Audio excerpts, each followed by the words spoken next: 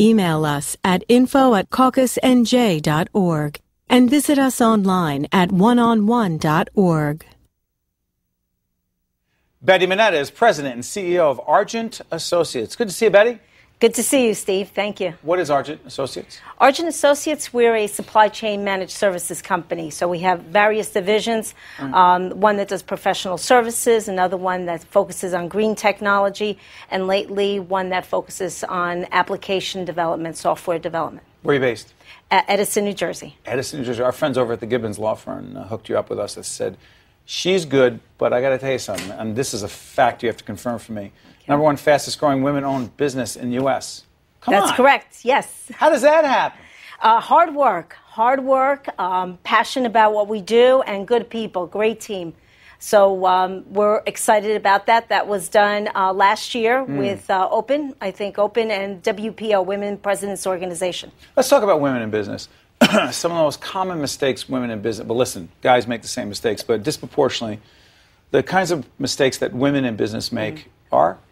I think one thing is that we try to do it ourselves, right? We finance everything ourselves rather than looking for, financing companies. That we use our own money. We do it without any help from other organizations. What's wrong with that?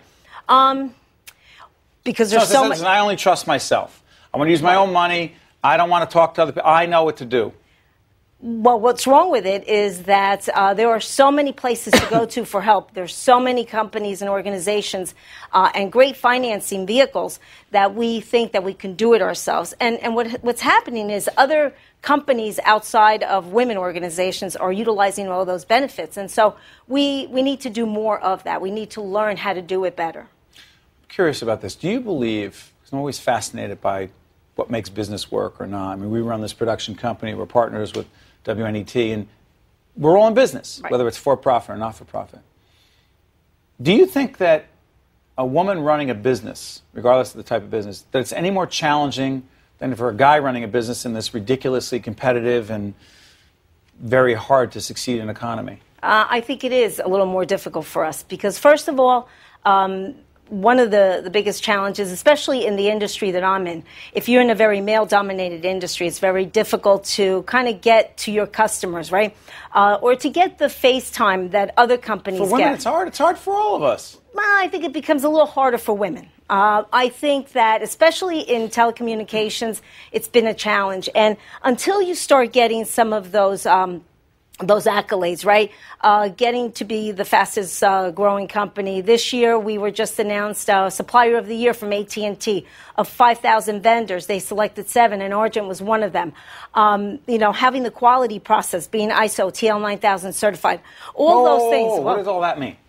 Well, jargon there. ISO, what? ISO and TL9000. These are quality certifications that companies have to have in order to do business with Fortune 500. So we have all of those qualifications and quality certifications that gives us the ability to go now and compete against the big guys for big projects. But it's hard to get in that door, right? Oh, very difficult. And talk about FaceTime, because I've often thought about this.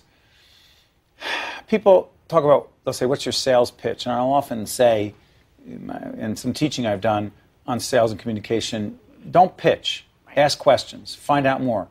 Am I correct, in your opinion, that we go in and pitch our business too much as opposed to find out what people need? That's right. The first thing I've learned early on in my career, I worked for 20-some-odd years in telecommunications. So working in a corporate environment, you kind of learn those things. So you never go in doing the pitch. Understand. By the way, why is the pitch so bad? Tell folks why the pitch doesn't work. Well, because they don't want to hear about you. They want to hear about me. That's right. It's all about them. It's all about me, yeah. So what you got to do is first understand what are the pressure points? What are the things that you need? What keeps you up at night?